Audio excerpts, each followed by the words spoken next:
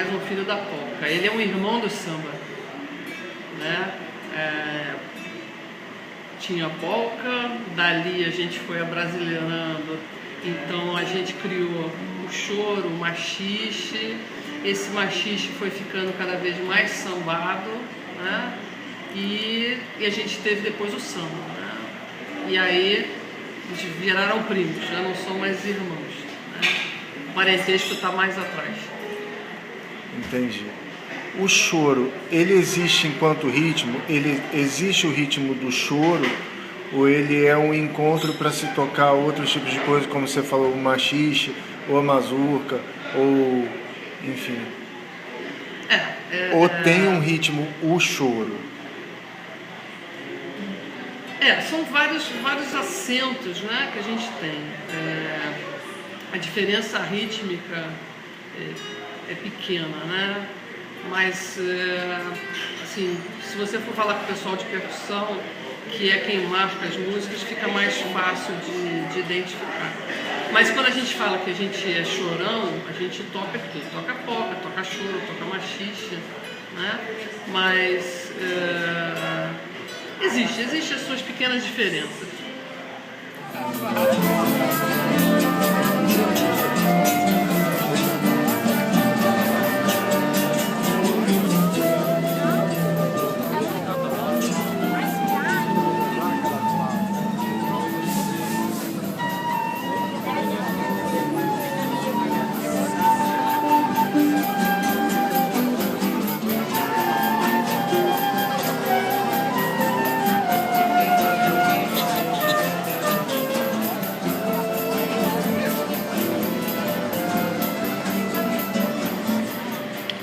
Bom, o choro é uma herança das polcas que vinham de França, né?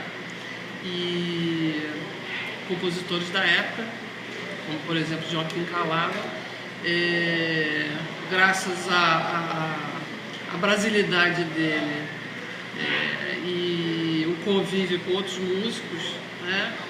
Foi transformando aquilo que era uma coisa assim muito certinha, vindo de França, e criou um ritmo mais voltado, né, para o Brasil aqui, o Brasil do século XIX, o Brasil que convivia já com a época da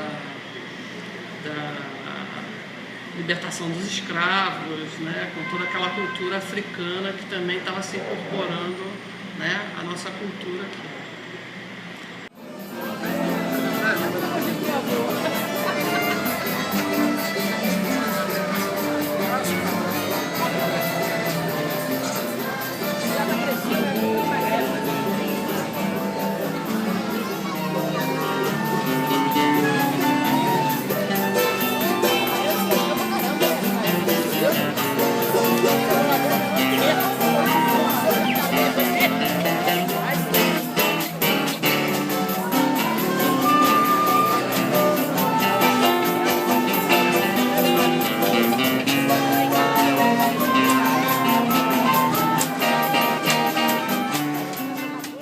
Sem dúvida alguma, né, a gente tem aí a primeira música considerada choro, né, do Joaquim Calado, a gente não pode deixar de falar dele.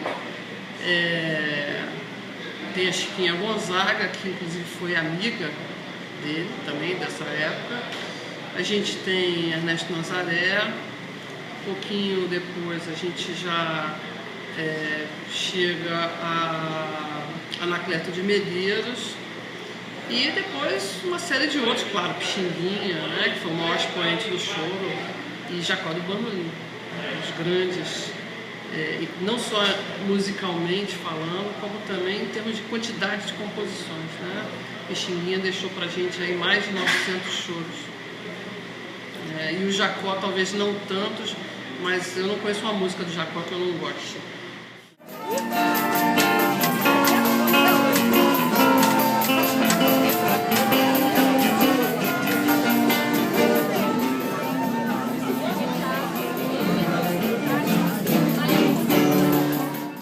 Naquele início lá, né, que eu falei sobre o Joaquim Calado, Os grupos de choro ali basicamente eram compostos de violão, né?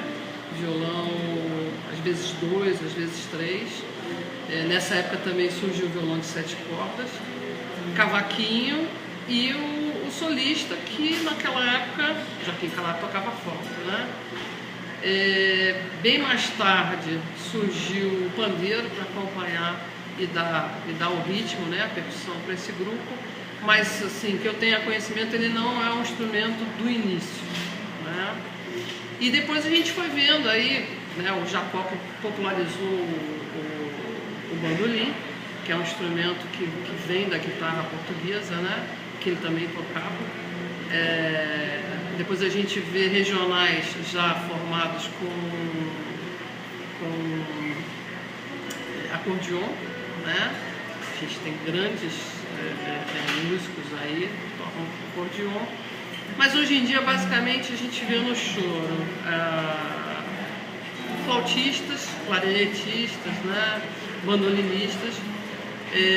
Quando o Pixinguinha passou para o sax e começou a fazer o contraponto, né, que é uma melodia à parte que ele conseguia fazer, então a gente já vê também aí no choro muita gente tocando sax, né, sax soprano, sax tenor, tanto solando como fazendo o contraponto.